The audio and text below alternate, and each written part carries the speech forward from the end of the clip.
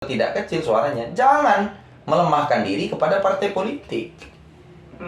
Dan ini saya disclaimer, saya tidak membela partai manapun ini ya. Karena saya sebagai aktivis ini, bukan aktivis partai ya, tapi aktivis mahasiswa lah. Gitu. Maksudnya agak keren juga abis kita menang lawan Indonesia, lawan Thailand. Thailand itu kan paling kuat ya, tim terkuat. Iya, di ASEAN ya. ASEAN terkuat. Abis itu dicoba lagi lawan siapa namanya itu?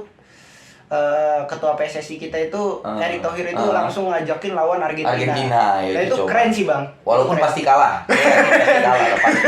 Kalaupun menang itu Indonesia itu dikasih enak dengan Messi ya. Dikasih enak kamu. Dikasih. Gila.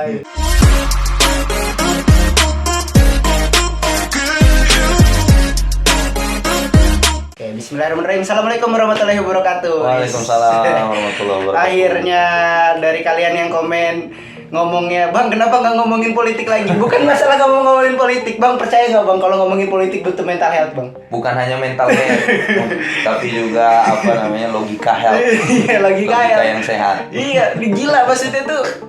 Dari awal kan akun ini tidak diciptakan untuk politik, Bang. Tidak dibuat untuk politik. Kita ini bikin akun ya semau-mau kita, kan. Cuman dalam bergeraknya kita bahas-bahas politik. Biarin nggak bodoh-bodoh amat lah ini kan. Oke, jadi karena ada yang komen masalah kok nggak bahas politik, ya udahlah gue undang orang yang paling ngerti politik. Iya, gimana Bang kabar lo? Alhamdulillah sehat. Oke, jadi gue lagi ngobrol sama ketua DPP IMM, Bang Habibie, orang hebat, guru gue lah istilahnya ini. Jadi gue juga nggak berani ngasal ngomong. Kemarin ada guru gue Bang Jepri, Bang, temen lu juga. Oh ya, di pendidikan ya. Dia di pendidikan. Sekarang kan gue mau ngomongin politik yang ngobrol sama lu lah. Nah, boleh. Ya, sebelum itu gue mau nanya Bang, gimana Bang kabarnya Indonesia menang 5-2? 5-2, oh ya, prestasi lah ya, luar biasa itu ya. Dia menunjukkan kalau sepak bola kita ini kan sebenarnya maju, manajerialnya ya. Tapi ada catatan ya, biasanya memang begitu, orang kalah itu anarkis ya. Ini bukan hanya Indonesia yang begitu. Iya, enggak, maksudnya agak keren juga habis kita menang lawan Thailand. Thailand itu kan paling kuat ya. Iya, di ASEAN ya. ASEAN kuat. Habis itu dicoba lagi lawan siapa namanya ketua PSSI kita itu Erick Thohir itu langsung ngajakin lawan Argentina. Itu keren sih Bang. Walaupun pasti kalah. Pasti. Kalaupun menang itu Indonesia itu dikasih enak dengan Messi ya. Dikasih enak kamu. Gila. Enggak, tapi kalau kata gue politik itu harusnya kita mulai dari hal-hal yang paling sederhana, Bang. Iya, betul. Dari hal-hal yang bilang sepak bola lah gitu. Karena pada kenyataannya banyak hal-hal seperti sepak bola itu dipolitisasi, dan sebenarnya nggak salah hal seperti itu. Buktinya lu juga termasuk orang yang menolak Israel kan, Bang? Iya. Iya, enggak, maksudnya kita harus terbuka gitu. Memang betul. Sepak bola dan olahraga itu bagian dari politik. Tapi gue penasaran dari sudut pandang lu, Bang. Sebenarnya kalau hal-hal seperti seni itu kan tergolongnya kan ranah kebutuhan. Kalau dibilang kebutuhan sekunder ya kita butuh itu, tapi kebutuhan primer kayaknya orang bisa hidup tanpa musik kan, gitu.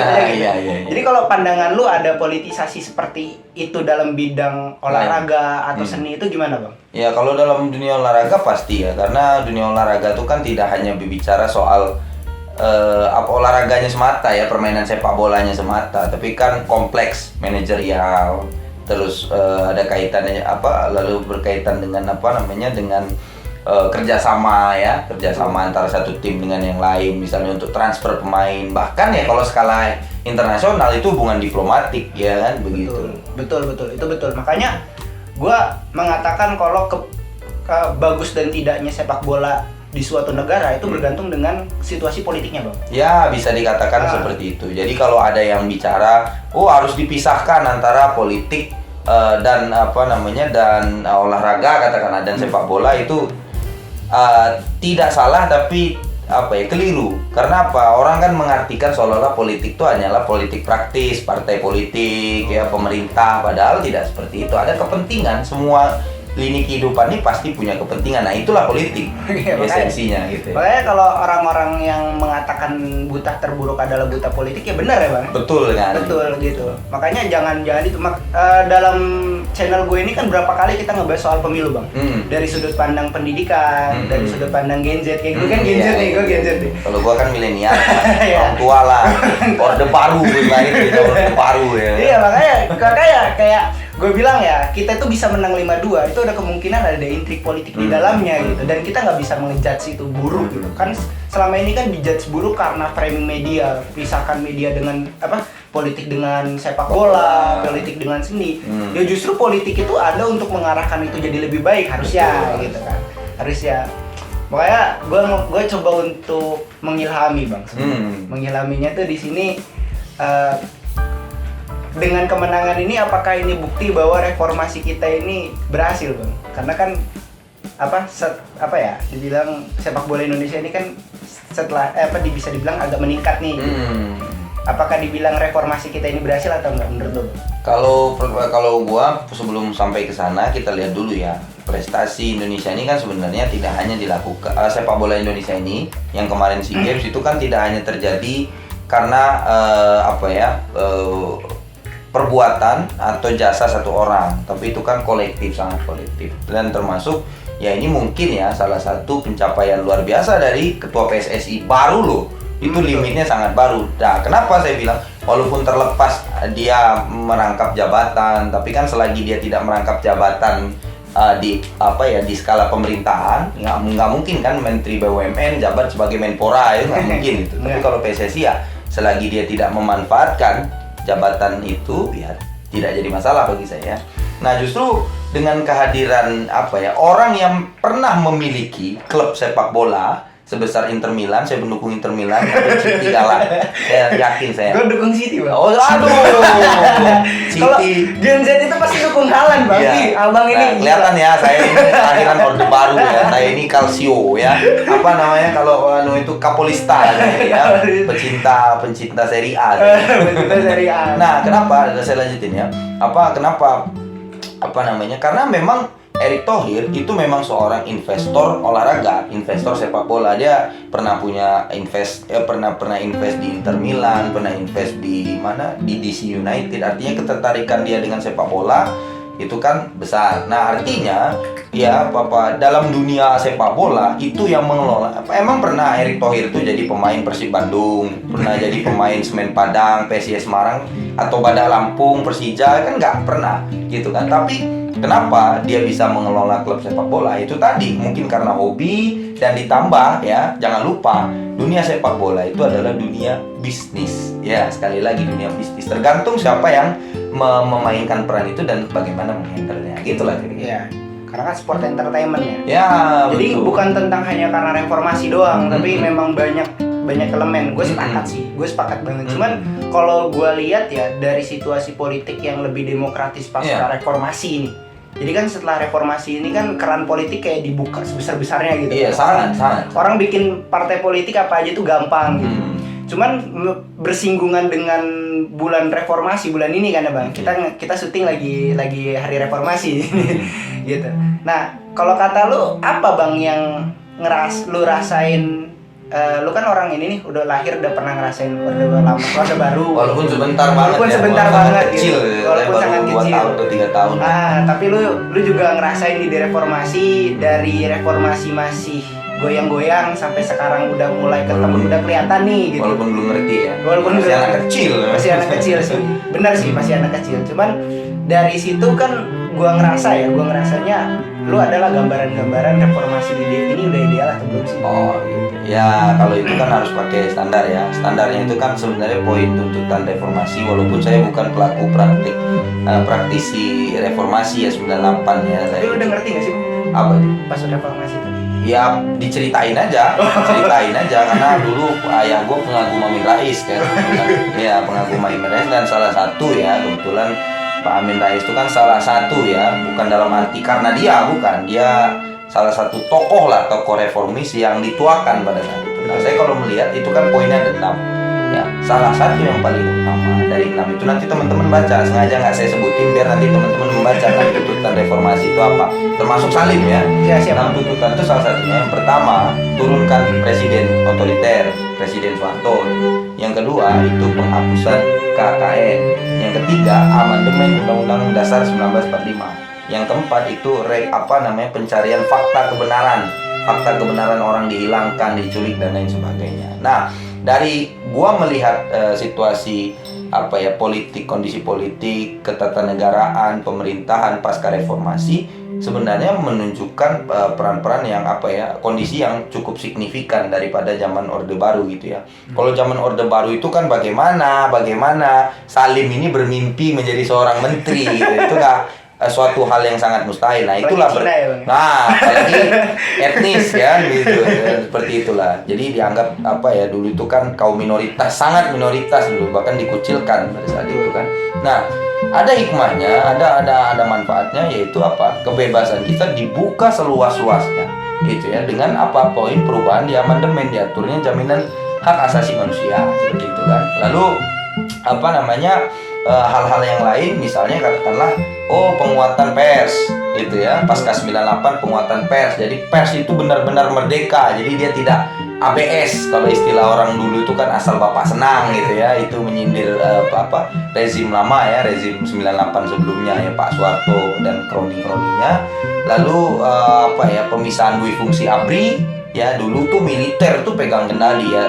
Kalau lu masyarakat sipil duel di politik dengan militer, kira-kira siapa yang menang? Ya, pasti militer, pasti. Karena dia nggak perlu ngomong, dia menang karena dia punya senjata. Sementara masyarakat sipil kan tidak ya. Nah, maka itu tidak sehat dalam demokrasi. Dalam teori demokrasi itu tidak sehat. Makanya dipisahkan. Fungsi militer itu adalah pertahanan, fungsi polisi itu adalah keamanan. Dan mereka tidak boleh terlibat aktif dalam politik demokrasi. Betul. Dia fungsionaris pemerintahan ya, dia yang membantu presiden.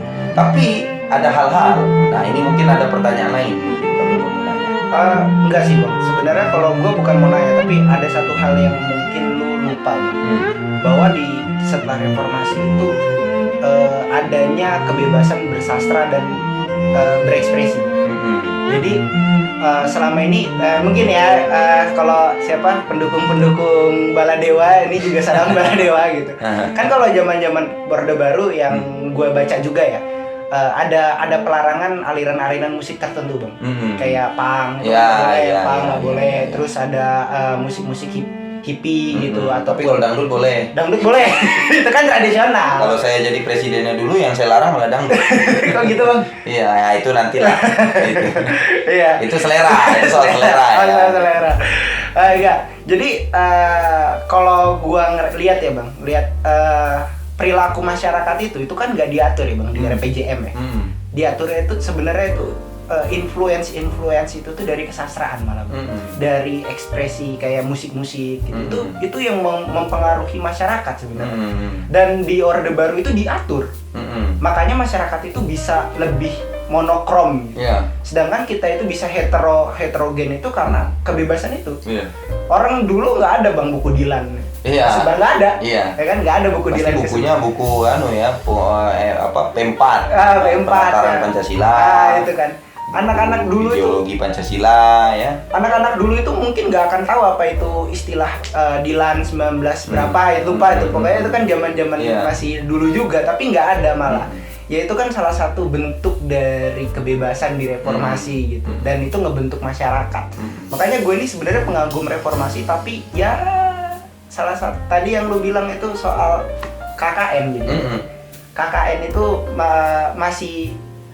masih mendarah daging lah, bahkan malah menjadi lebih besar lagi gitu. Baru aja kasus 8T dan lain sebagainya itu gimana pandangan? Jangan diidentikan ya dengan baju ya, ini nggak ada kaitan ini. Nah, jadi sebelum gua kesana, sebelum nanti poinnya kesana, kita harus melihat juga gitu ya, bahwa ternyata ya di balik sesuatu itu pasti ada sesuatu pula, ada di balik hal positif ternyata ada hal minus yang terjadi. Nah, di sini ini podcastnya total nggak? Bukan total bukan sebelah. Tapi total ya, tapi ini total ya, maksudnya nggak ada batasan di sini total. Gitu. Nah, nggak apa-apa karena ini kan kemerdekaan berserikat dan menyampaikan pendapat, jadi nggak masalah. Ini kan ilmiah dan bisa diuji ini ya. Kalau ada orang yang nggak sepakat. Pertama begini, kita memang merasakan buah dari reformasi ya, artinya ada kebebasan lewat zamannya Pak B.J. Habibie ya, pada saat itu presiden transisi. Tapi jangan lupa ini adalah rezim transisi. Reformasi itu adalah transisi. Reformasi itu setengah revolusi. Kalau revolusi itu total, full, perubahan ekstrim. Misalnya dari katakanlah sistem pemerintahan presidensil, politiknya yang demokratis, berubah revolusioner jadi monarki absolut, katakanlah begitu, dengan sistem kerajaan begitu. Misalnya Afghanistan itu sudah terbukti ya, itu berubah dengan sangat cepat, itu revolusi. Iya kan? Nah, kita ini bukan revolusi, kita reformasi. Apa makna reformasi? Merubah tatanan struktural gitu ya, yang artinya dulu pejabat itu korup, bagaimana pejabat itu tidak korup. Bagaimana dulu jabat presiden itu tidak punya masa jabatan yang permanen, katakanlah dulu kan dia dipilih 5 tahun sekali, 5 tahun sekali, tapi nggak ada batasan. Ya, seperti itu kan. Nah, itu nggak mencerminkan demokrasi gitu loh. Tapi ada negatifnya. Negatifnya apa? Karena ini masa transisi dulu ya, dalam politik ini nanti teman-teman belajar dalam politik itu nanti mungkin Salim membahas ini juga lah. Nanti saya singgung juga soal oligarki ya, itu juga penting gitu ya. Nah, di era transisi seperti ini justru orang yang dulu ya, yang dia punya kekayaan yang banyak, punya sumber anggaran, sumber daya yang besar gitu ya. Karena dulu skrupnya terbatas untuk memegang kekuasaan, karena transisi orang-orang yang dulu nggak mendapatkan akses justru sekarang melimpah ruah gitu. Maka saya katakan reformasi kita ini orang salah memaknai. Salah memaknai apa? Justru ini dimanfaatkan oleh oknum-oknum untuk memperkaya diri dia, memperkaya golongan dia dan sebagainya, di balik ya perjuangan orang yang berdarah-darah, orang yang dibunuh, orang yang disiksa, orang yang diintervensi keluarganya, dibunuh dan lain sebagainya tanpa proses pengadilan. Sampai sekarang kita nggak tahu pelakunya siapa, seperti itu. Bahkan juga ada di balik itu kerelaan hati seorang penguasa ya. Soeharto itu bisa aja dulu, Pak Harto itu ya, kalau dia nggak mau turun ya sangat bisa. Siapa yang berani melawan dia? Cuman karena mungkin kerelaan hati ya. Di balik plusnya seseorang kan pasti ada minus begitu. Itu kan alamiah begitu ya. Nah, tapi karena era transisi seperti saat ini, itulah yang dimanfaatkan oleh bahasa saya oknum lah ya, biar kayak pejabat-pejabat lah ya, oknum gitu ya. Dimanfaatkan oknum untuk kepentingan dan kekuasaan mereka. Nah, itu efek sampingnya. Jadi efek samping dari kebebasan itu ya hal-hal seperti itu ya, iya. Pak. Ya gue juga ngerasa Sambil ngerokok gue ya. Sambil, ini podcast bebas, Bang. Ya total ya. Podcastnya total ini bebas. Total prayoga. Total Salim. Ya kan. Nah, tadi kan lu bilang tuh masalah kebebasan itu yang melahirkanlah hal-hal yang seperti ini, dan itu yang terjadi, Bang. Nah, kalau lu tahu ada nama Perdana Menteri di Cina. Gue ini kan pengagum berat Partai Komunis, tapi gue gak komunis ya. Gue cuma pengagum berat Partai Komunis Cina, namanya Deng Xiaoping. Gue kira DNID. Enggak, jadi dia itu punya kebijakan reformasi sama kayak kita, namanya Kaiga Kaifang, Bang. Artinya keterbukaan dan reformasi. Nah, Kaiga Kaifang itu dia menyadari kalau diberlakukannya sesuatu yang otoriter itu memang menciptakan kestabilan, tapi tidak menciptakan perubahan, tidak menciptakan kemajuan. Tapi memberikan kebebasan itu hanya akan melahirkan kekacauan. Jadi dia bikinlah sistem ekonomi oplosan lah. Kalau kita bilang oplosan lah ya. Jadi ada kebebasan tapi diatur. Gitu. Misalnya contoh, investor boleh masuk, cuman investor yang masuk itu nggak boleh menjadikan direkturnya itu orang asing, harus orang Cina. Gitu. Nah, itu salah satu contohnya ekonomi oplosan itu, otoriter tapi bebas. Gitu. Nah, itulah yang gue pikirkan, apakah Indonesia cocok dengan sistem seperti itu, atau karena ya mungkin aja karena kan kebudayaan Cina dan Indonesia sangat beda ya. Sangat beda, makanannya beda, sistem kepulauan dan topografinya juga beda dan sebagainya. Nah, itu kan jadi melahirkan pertanyaan, sebenarnya yang ideal menurut lu aja nih, menurut lu idealnya gimana? Gue disclaimer dulu, gue bukan mahasiswa politik, bukan peneliti politik, bukan ilmuwan politik. Gua adalah ilmuwan di bidang hukum tata negara ya, hukum tata negara. Jadi gua lebih banyak membahas soal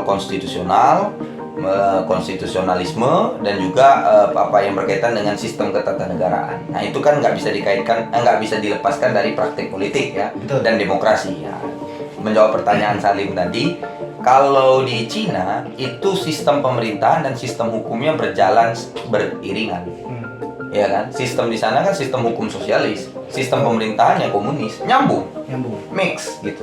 Nah, kalau di Amerika sistem pemerintahannya liberal, presidensil ya, presidensil parlementer seperti itu kan. Sistem hukumnya common law, kebiasaan, bagaimana zaman-zaman dulu. Artinya itu kan lebih menitik beratkan pada sistem. Nah, di Indonesia ini agak sedikit nggak nyambung. Nggak nyambungnya dalam arti sistem pemerintahan kita ini seperti Amerika Serikat yang presidensil, tapi sistem hukum kita civil law menganut Jerman, Belanda, Prancis. Seperti itu, Prancis, Belanda. Belanda itu sistem pemerintahan bagaimana? Ratu. Orang dipilih bukan untuk menjadi Perdana Menteri, orang dipilih untuk menjadi parlemen.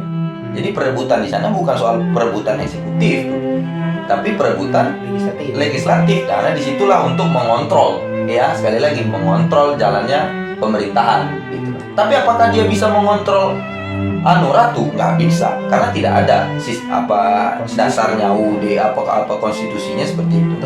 Nah kalau di kita ini kita lupa kadang-kadang bahwa Pasal 1 ayat 3 UUD 45 itu sudah jelas terang mengatur bahwa Indonesia ini adalah negara hukum.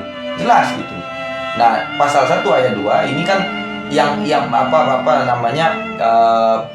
negara kita ini demokrasi. Kalau dulu pas sebelum amandemen itu dijalankan ditentukan oleh Majelis Permusyawaratan Rakyat sebagai lembaga tinggi, ya kan? Sebagai lembaga tinggi, simbol paling tingginya masyarakat dalam demokrasi dulu. Itu MPR karena dia majelis. Nah kalau sekarang kan MPR dengan presiden sejajar, maka dijalankan sepenuhnya oleh rakyat melalui perwakilan kan seperti itu. Nah jadi apa yang mau saya sampaikan ini adalah kalau di Indonesia itu sayangnya transisi itu tidak tidak berjalan beriringan dengan proses penegakan hukum yang kuat. Itu yang menyebabkan sehingga lahir makin banyak gitu ya. Kalau saya itu sebenarnya gini Lim, kalau saya itu nggak ada, itu nonsen terjadi, bahkan itu yang ada ilusi, bukan ilusi ya, kalaupun itu praktek kayaknya sangat sulit dijalankan itu. Otoriter, tapi dia kebebasan nggak ada. Otoriter itu kan kestabilan, memang betul ya, gitu. Tapi kalau kebebasan itu kan anarki, yang arahnya kan ke situ ya kan. Nah kalau kita ini sistem kita sudah mengatur secara komprehensif sebenarnya amandemen UUD 45 walaupun harus ada perubahan gitu ya. Apa? Kita ini secara demokrasi sudah menuju kebebasan. Sudah dilaksanakan walaupun banyak, nanti bisa kita diskusi apa kekurangan-kekurangan dari kebebasan itu. HAM itu masih banyak permasalahannya. Apa? Kebebasan berpendapat ya itu tadi. Berpendapat itu kan. Ya dulu kita agung-agungkan ada seseorang yang karena ucapannya viral akhirnya presiden turun tangan. Tapi semenjak presiden turun tangan merasa besar badan gitu kan, seolah-olah nggak punya etik gitu, kayaknya cuma negara ini punya dia gitu kan, cuma dia yang bisa merubah satu daerah. Ya, itu kan efek kebebasan gitu. Nah gue itu ingin mengatakan bahwasanya bagaimana hukum ya UUD 45 konstitusi itu mengatur ya sistem pemerintahan yang tetap menjamin kebebasan tapi juga tetap menjaga kestabilan politik, kestabilan demokrasi. Kalau sekarang, ya kalau kita lihat ya di media ini kan presiden cawe-cawe. Iya, ya, itu presiden cawe-cawe. Presiden cawe-cawe. Nah, kita lupa pasal 6A ayat 2 itu mengatur apa? Presiden dan calon presiden dan calon wakil presiden diusung oleh partai politik atau gabungan partai politik.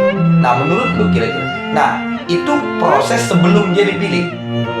Pada saat pemilihan siapa yang memilih? Rakyat.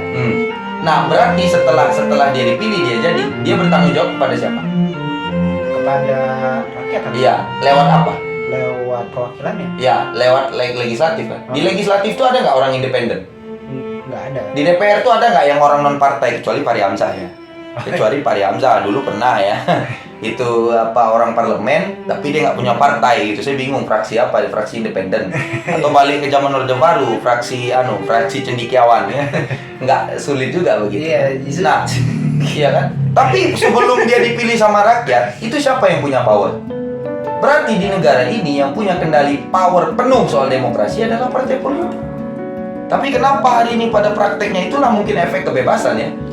Ya gitu ya, pemegang kendali demokrasi justru ya partai politik. Justru dia itu malah manut dengan orang yang diusungnya. Katakanlah nih, gue ngusung lu nih ya. Nih, katakanlah gini. Nah, lu kan di kampus nih. Gue punya power nih. Katakanlah gue wakil rektor. Nah, karena lu junior gue, ini Lim, gue usung lu sebagai sebagai calon apalah, BEM, ketua BEM lah atau apa.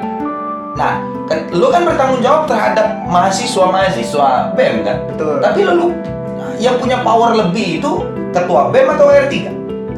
Harusnya WR3. Nah iya, begitulah di partai politik. Tapi hari ini ada partai politik tuh yang ngikut apa mau kata presiden, itu kan lucu itu. Nah, nggak ada yang salah dengan frasa presiden itu adalah petugas partai, karena memang begitu.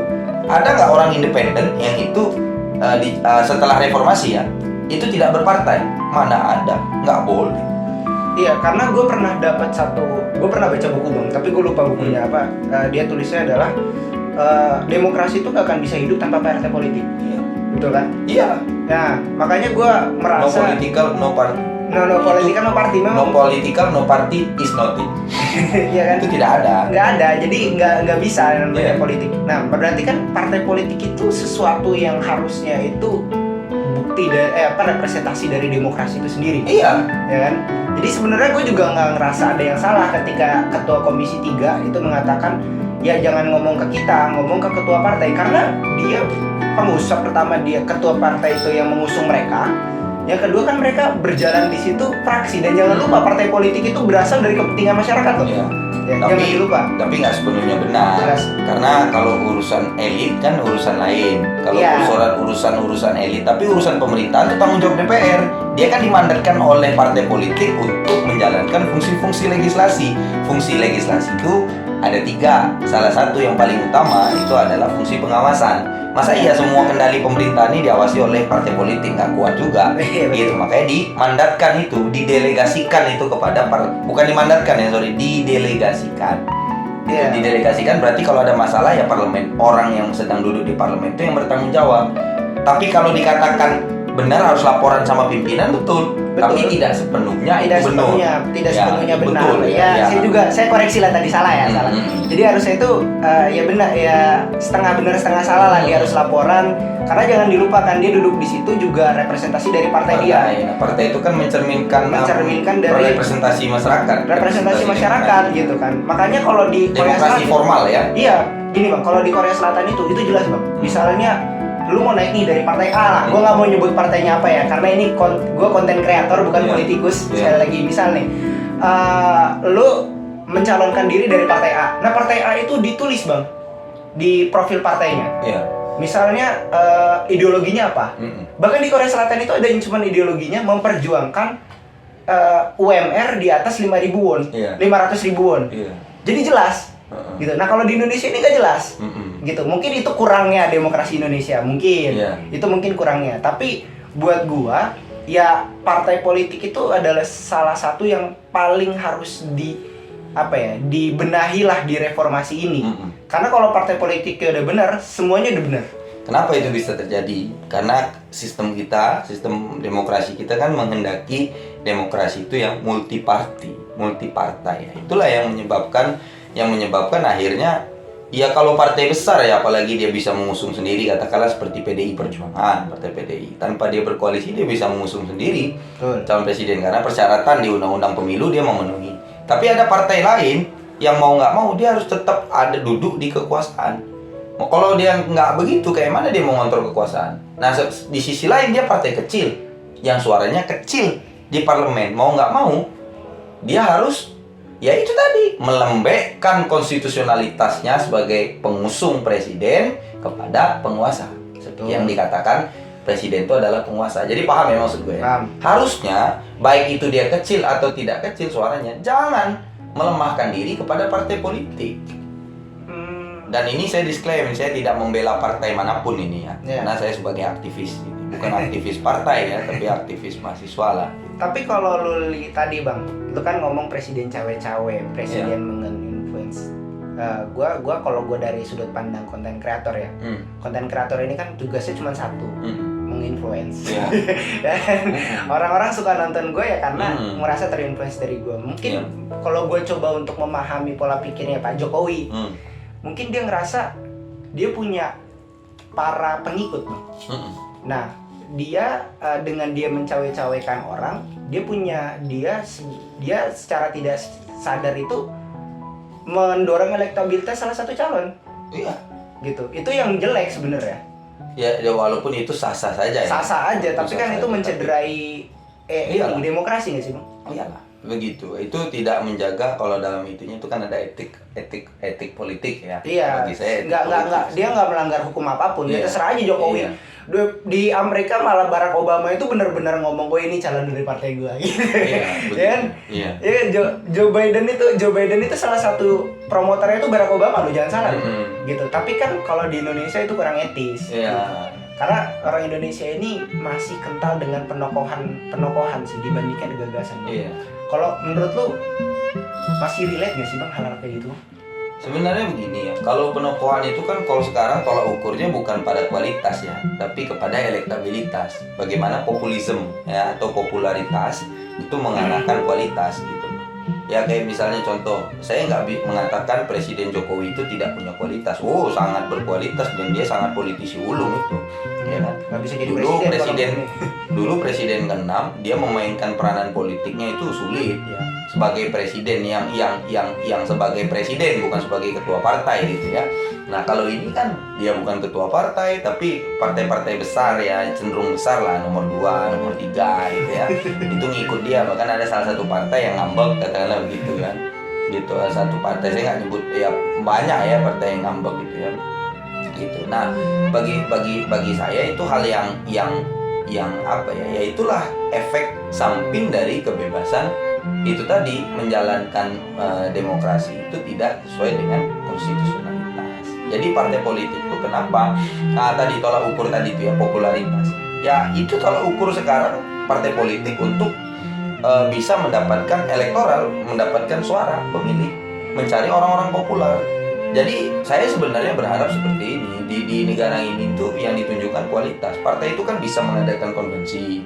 Boleh mengadakan konvensi, dia mengundang tokoh-tokoh masyarakat, tokoh-tokoh akademis ya, macam-macam lah itu.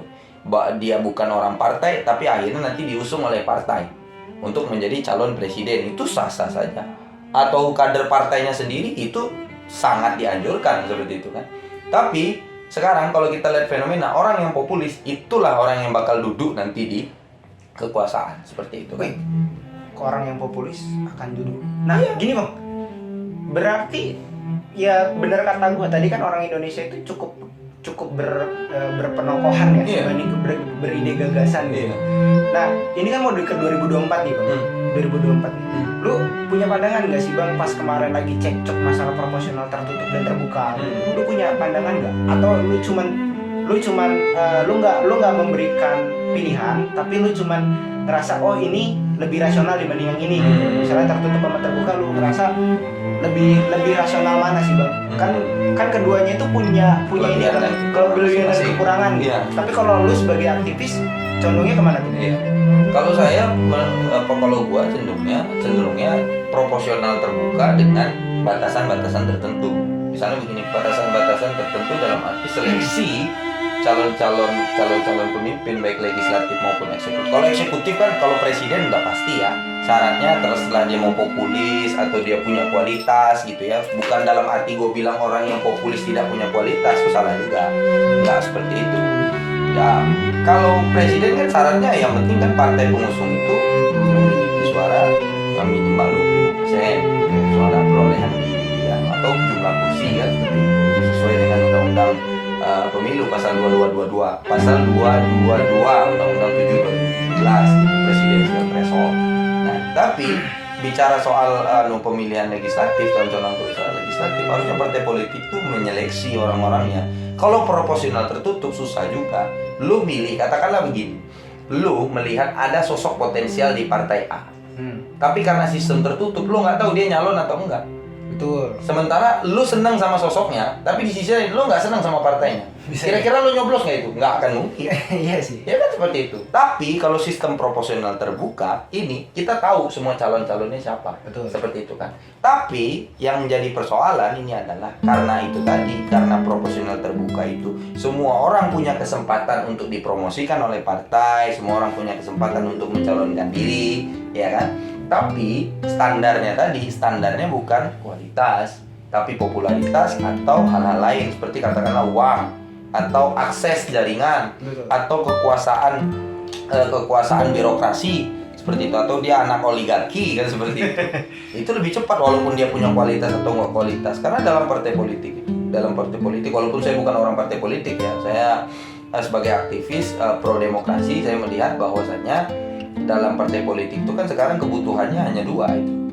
Apa tuh? Orang yang benar-benar pintar, dia membangun bagaimana jaringan-jaringan di partai ini, bagaimana partai ini tetap substansial, bagaimana istilahnya orang-orang background lah. Sama satu lagi orang yang bisa memenuhi modal politik. Oke, itu mungkin efek samping ya. Sebelum masuk, mungkin gua harus ngejelasin juga ya proporsional tertutup terbuka itu apa. Proporsional tertutup itu sederhananya kita milih partai, nanti partai yang milihin legislator kita. Tapi kalau proporsional terbuka, yang tadi abang bilang, kalau kita milih orang, partai. Nah, tadi kan sebenarnya Bang Habibie itu udah ngejelasin runtut detail, menurut gue udah sangat jelas lah. Gue nggak usah ngasih. Ya, kita di sini nggak mempromosikan proporsional tertutup terbuka, gitu. Karena itu balik lagi, kita di sini hanya berdiskusi, berbagi pandangan. Kalau teman-teman punya pandangan lain, bisa komen di kolom komentar, kita diskusi seperti biasanya. Dan ya, biarin adil juga gue sampaikan kelemahan proporsional terbuka. Contohnya kayak Aldi Taher. Aldi Taher itu kan dicalonkan DPR RI sama siapa, di DPRD-nya dengan siapa gitu. Nah, itu kan juga salah satu kelemahan karena dilihat dari popularitas calonnya gitu. Jadi partainya yang rebutan, partai-partai kecil itu rebutan. Tapi itulah, ya itu maksudku, itulah kalau kata siapa gitu, dia bilang itu ya demokrasi itu, oh ini si Engels yang bilang ada tesis, dan kualitas tesis. Kita nggak pernah bisa benar gitu, nggak ada yang tahu gitu. Karena kita di sini pelaku sejarah. Mungkin kalau nanti kita bisa menyalahkan Soeharto di tahun 98 seperti Bang Habibie tadi ngomong, Soeharto bisa aja turun. Nah, tapi kan posisinya dia pelaku sejarah, jangan disalahkan. Nah, kita yang mempelajari Pak Soeharto itu di tahun 98 baru bisa menilai. Nah, mungkin sama sekarang kita kayak gitu, kita nggak tahu di mana yang benar dan salah, tapi kita berikhtiar mana yang terbaik. Nah, untuk kalau buat kawan-kawan yang pengen belajar hukum lebih substansional, kan kalau gue ini kan ngaco aja, kadang-kadang ngebahas sejarah, kadang-kadang kemarin gue ngerosting Gemini Bang. Ya, nanti bisa nonton Bang Habibie lebih di channel Bang Habibie, apa Bang nama channel Bang? Ruang B. Nanti gua kasih linknya di bawah dan juga di sebelah kanan ini bakalan gua tinggal diklik aja. Atau nanti kalau mau diskusi sama gua, mau online atau offline, nanti bisa ngontak Salim lah. ya sip. Gua di sini sebagai TAD juga.